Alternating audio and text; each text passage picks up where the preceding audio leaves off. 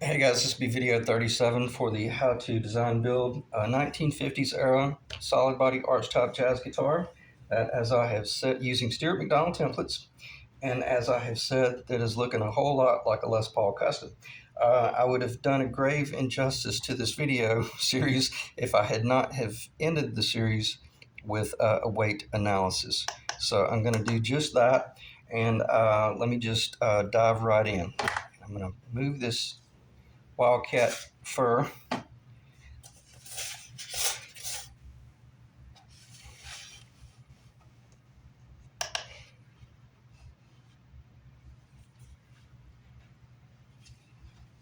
See if we're in the video there. I think that should be fine. All right, what we have here is what you see, of course, but no overlay, no tuners as of just yet. A little bit of wiring is missing, so it'll have an additional amount of wiring and caps and stuff like that, but we're pretty close to the finished guitar. Still, it's mostly just mocked up for the most part, but the pickups and the Bigsby are finished installed where they could be, where they would be. In other words, you could wire it and plug it in and play it like it is. It'll be ready to go. All right, 8.4. Well, I hit the table. 8.434 pounds. 3,820. 3,828 grams. The table's moving a little bit. Okay. 8.434 pounds, give or take. All right, now let's add a little bit of weight to it. This is a set of Spurzell tuners, locking tuners. This is probably going to be the lightest tuner that you would be able to go with on the guitar. If you go with the Grovers, they're heavier. I just do some research, but not considerably. 8.818 pounds. And for sake of time, I'm going to skip the whole gram thing because you guys can do the math for me, my European brethren. All right, add the Bigsby spring, 8.846 pounds. We're creeping up a little bit. You might be thinking, that's minimal once you got the spring on there. You have to factor it in. This is a glass jar that's about a little over half full of nitrocellulose lacquer. I think that's a fairly close assessment of what your paint is going to weigh. Should be fairly conservative. We are looking at 9.394 pounds. My target was 9.3 pounds. Oh, I forgot the nut. So there's the tusk nut. Jumped up 9.398 pounds. So basically 9.4 pounds. Probably before the strings, of course. Let's just grab something that has a little bit of mass to it. This is a roll of binding. It's pretty heavy. It shouldn't jump over 9.5. That binding would cover the weight of strings, a little bit of extra paint, maybe some extra the strap buttons and stuff like that. We're under 9.5 pounds. So I knocked it over the fence with this one because the client basically told me, it'd be nice to have it lighter, but I'll be cool, very cool if it's 9.5 pounds. Because he's been used to playing a 10-pound to 11-pound Les Pauls most of his career, it looks like. So we're looking at 9.458 pounds, 4,290 grams. 4,290 grams. Okay? All right, so let's move forward. So as I said, I knocked it over the fence. You put this nitro over here because that's not something I want falling off the table and hitting a concrete floor. Although I keep, and if you're doing this in a basement and you're working around concrete, always have remnants of carpet beneath you. Like if you drop a chisel or, God forbid, you drop a neck or something like that, you're covered. Or at a minimum, it minimizes the pain that you have to deal with. I've dropped them, not this one, but I have dropped them before, and it's pretty sickening. All right, let me get back on point here. because what I want to do is show you guys very briefly how to go about installing these P90s on the staple. Um, because I don't know this client and he wants me to ship it to him with these installed, there's a possibility that he might be very tempted to just put some masking tape around this and just start painting it black, and having never seen the internal workings, or look at this thing and possibly have the fear of, oh man, I don't want to take that thing out because I'm afraid it might screw it up. So let me get in the camera, and I'm going to try to keep my arm out of the way, make sure the lighting's pretty good, and also not turn this into a 30-minute video. That should be fairly good lighting. When you're getting ready to remove this, go ahead and get this crap out of the way. You don't have to take your bridge off, but nonetheless, if you don't trust yourself, put some tape around it. Put some paper up there. Do something to protect it so if you slip. But have a good grip on your screwdriver.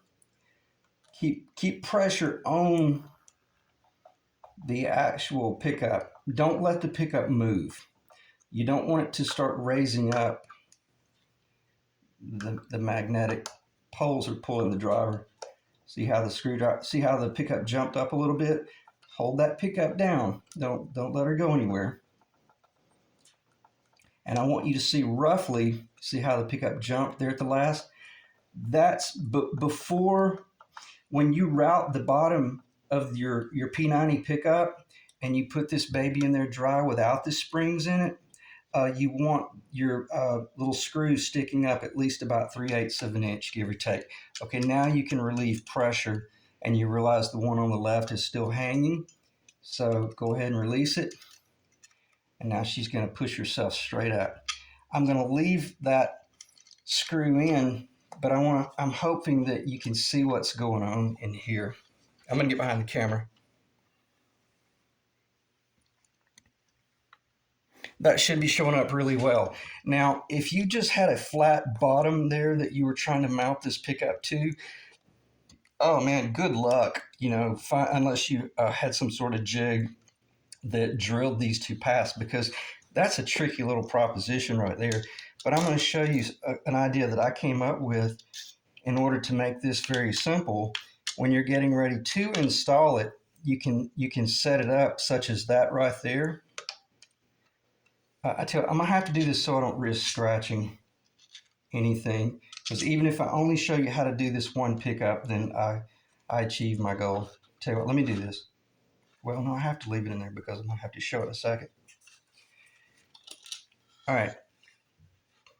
Take an image of that, and just know that I've never seen anyone do this before. I think this was a stroke of brilliance on my part. What I did first, yeah, I am going to have to show this, and man, I'm taking a chance holding this baby with my knee. Bear with me. This is pretty important. I'm just going to have to pull it out. If before this was all said and done, you have a surface there with no screw holes in the bottom, and you got to figure out how to mount this thing. We know what our objective is, but the difference in this thing ending well or it ending in a nightmarish situation is how we go about finding those locations. So since the P90 only has two small screws in the center there, you just flip your cover over, and you can do one of two things. Take a mechanical pencil, not a number 2 or not a school pencil, a real fine drafting pencil. Identify those two little marks right there, and you'll find that those two little marks are exactly where they would need to be. And if you did your machining where the bottom of this pickup cavity is already pitched with this surface, then you're in good shape, because the whole idea is for this these screws to pass through on a bit of an angle to maintain that pitch. But rather than just having the two, then just drilling those two little holes at that point, possibly take a punch and punch those two little points, or just at a minimum, somehow or another define those points so that once you pass the little screw through there, at least or a drill bit, you'll feel it make contact. Because what you're going to do next is you're going to turn just the pickup cover. Okay, you're going to turn the pickup cover over, and I don't have a drill bit in hand because this is kind of just off the cuff, but basically now you're going to drill it like this right here. Leave this cover in, you pass your small 1/16 of an inch drill bit down in till it hits that sweet little indentation that you made, then you pull the trigger. Okay, very much defined. You're very much watching your XYZ axis. Drill that hole, drill the next one, and you're not finished. You're pretty close. But what you're going to do next, if you only stopped right there and then tried to install it, you run the risk of this little spring getting in what's called a coil bind. It could push over to the left, it could push off to the right. But I came up with the idea, well, why don't I just step up and take another drill bit? I can't remember the size. That looks like it's over 3/16 of an inch. I know that. But then just drill a small, just enough to create. It's a good thing that thing was magnetic. Just enough to make certain that it creates a little shelf for your springs to sit in. Okay, and the springs got a little bit of a crook to them, but nonetheless, if your springs will sit there. See what's going on? All right, that ought to be self-explanatory. It's just mechanically obvious. Now all you got to do is come in here, and I'm not going to do it for sake of time because I don't want to risk scratching up the guitar, or I don't want to try to feed this back in and fight it and waste time because I really want this video to end within about 5 minutes. Now you just go ahead and load up your pickup, okay, like so, and now all you got to do is just come down and set. Well, I guess I am going to have to do it because if I don't do it, I won't prove how easy it is to pull off. So I should just stop talking and do the job.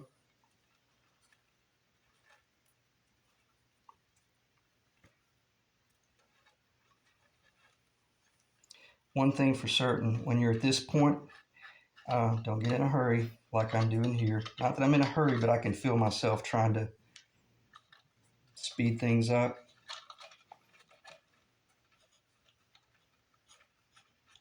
This is not the time to try to rush the job. All right. See, the cool thing is those springs, they weren't going anywhere. Now you pull that wire a little bit, start putting a little bit of pressure, and now the pickups, it's like a little shock absorber. Start pulling that wire a little bit, push it down. I hope this works. If not, I'm going to erase the video and I'm going to do it over so that I make it look real easy. It's not easy. And you can see how much pressure I'm having to push on this pickup. Those springs are really fighting you. And if you didn't have that little trough catching the springs, they'd be going crazy. This would be a nightmare to install.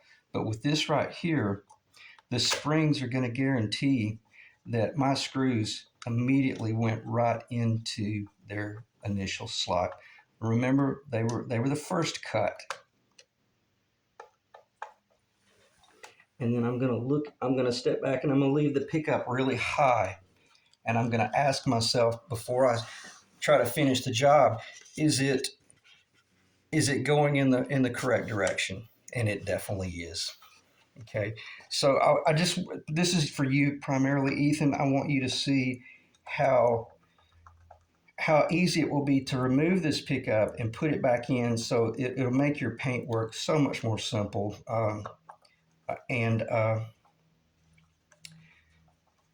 then you just work it down. I'm going to go ahead and just guess at it and put it at this point because I am going to snap 1 or 2 more pictures of the guitar mocked up.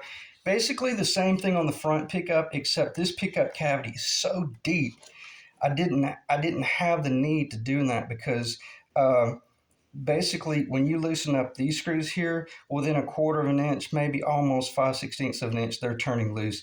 These were very much easy to align.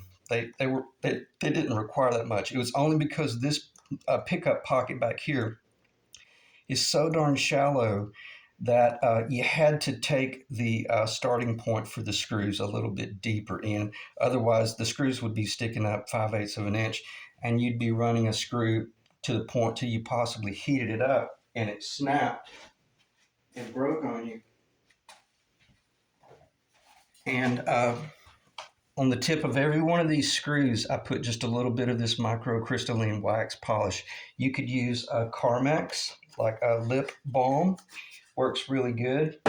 You could use a saddle soap. We've all, like waxed our boots or saddle soap for our boots, leather polish, not polish, but you know what I'm talking about, leather preservative cleaner, anything like that that will lubricate the threads a little bit. But that's it.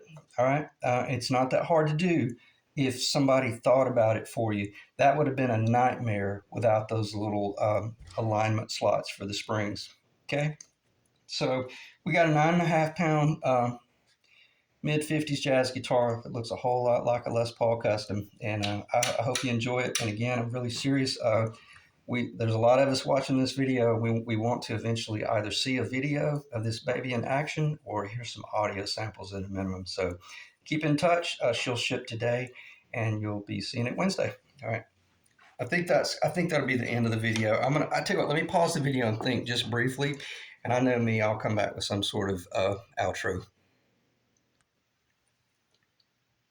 Okay, I think we can finish the video this time, and I need to make a possible correction because I gotta shoot straight with you. This is kind of funny. I'm gonna cover your name here, but I was looking at this Seymour Duncan box, and it says on here staple, and it hit me that, oh my gosh, maybe this. I thought this was a Lawler, and in other words, I don't know what pickup is what, but based on this box, there's a possibility that's a Seymour Duncan custom shop. So I apologize, Ethan. I don't know.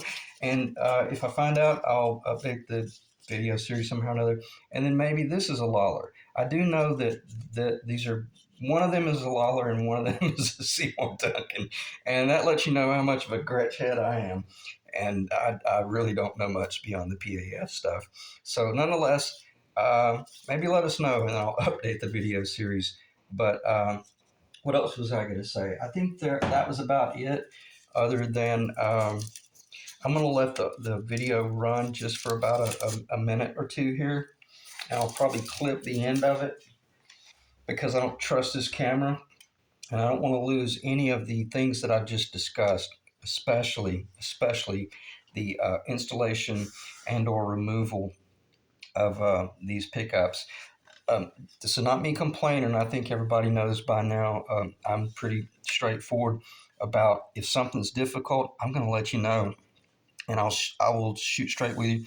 This is one of the most unforgiving builds you'll ever do because everything has to be so precise.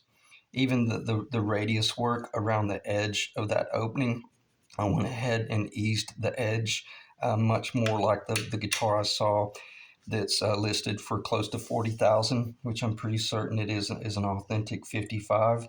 I tried to capture all of those little nuances, and that's what I meant by if you needed to move this pickup a 1/16 of an inch, you're going to be filling this in over here and doing epoxy work in order to clean it up so that you can paint it.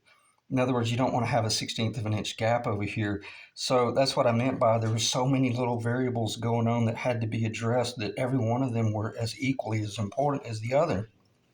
Even things like this little screw head right here, I put it in my press and I filed the top of it off, sanded it with 800 grit sandpaper and polished it and made certain that it was a stainless steel screw so that if you're a jazz player and you come, excuse me, and you come up there and you got your, or if you're if you're a rockabilly player, sometimes we'll come up there with our right hand pinky and we'll rest our pinky right there while we're reaching up here finger picking and stuff.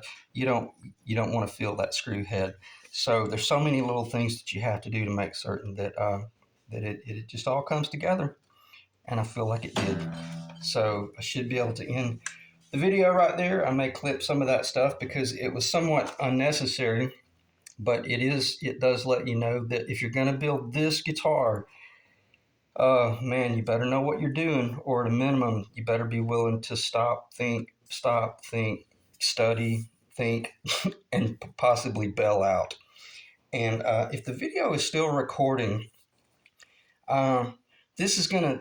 I think this is gonna make a lot of sense. If there's anything about all of my builds, there were a lot of guitars. We're talking 10, 12, 13 years ago. I should have never started them. And at a minimum, I should have never been so stubborn that I finished them. There were times that I look back on certain guitars that I took on. I'm not going to say they were over my head, but I realized, this is really not what I was wanting to build. I was really wanting to build this or that or X, Y, or Z. I'm sitting there building a Telly with a Philip Kubicki neck or something, only because I got a smoking deal on the Philip Kubicki neck. And I had just gotten off the phone with Philip, back in the early year, and I was kind of emotionally attached to the thinking, oh man, I kind of owe it to Philip to do this job, only to realize it's not what I want to build. And I ended up parting the guitar apart and selling it, and it was an incredible neck, and it was so cool to get to talk to Philip. Um, we're talking 20 years ago, but nonetheless, know when to just walk away. There's nothing wrong. There's a big difference between quitting and just walking away. Sometimes it's really cool to just, and I think it takes more maturity to just stop something that's not working out and just walk away, because you got 200 here, 250 here, 200 here, 150 there, 30, 40 here, 50 here, 100 here, 300 here. Next thing you know, man, you could have bought a car, or you could have had the transmission in your truck fixed or something like that. So proceed with caution. Know these things aren't cheap. You can do it, but you better be pretty good at what you're doing, or at a minimum, come to the realization when you know you're in over your head, and just know when to walk away. And I don't think that's ending the series on a negative note. I think that's a very positive note, because sometimes the Benedettos of the world will make things look so exciting and so easy.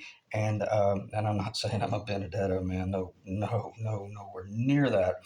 But sometimes photographs make things much more attractive than they really are, because when the lights go down, it's pretty lonely in the shop, and you got to be able to really just disconnect from the world. Otherwise, if you're building a project like this, and one slip, and you do major damage. And again, I'm gonna try to reel myself back in on a positive note and say I'm very happy with the project. It's beautiful, and I got to get it in a box because I got to get it to UPS before about 5 o'clock, and and I just do. So I'll end the series there. I hope that was helpful about the P90, and I feel much better that I went into detailed discussion. It's very easy to pull these pickups out, and if you were going to remove this pickup, just hold a little pressure on this pickup, take the screws, and go ahead and just pull the screws out, and the springs will just push it up a little bit. Okay, same thing back here. There's an enormous amount of tension under these two little springs in the middle. That baby's in there rock solid. So don't just loosen up one screw, because you run the risk of marring the screw. Just keep control of it. Stay in control of it, and just take it apart and repeat and rinse it, or reverse and rinse, or whatever, when you put it back in. It's not that hard, because I say that to say this. It'd be a hell of a lot easier to paint and stain and do all that jazz with this guitar if it's a husk. All right, I'm going to end the video there. Thanks for staying in the ring, and I hope it recorded all of my audio. And if not, I'll clip it somewhere in the video, and we'll get back to rockabilly with the 6120 conversion. All right, thanks, guys.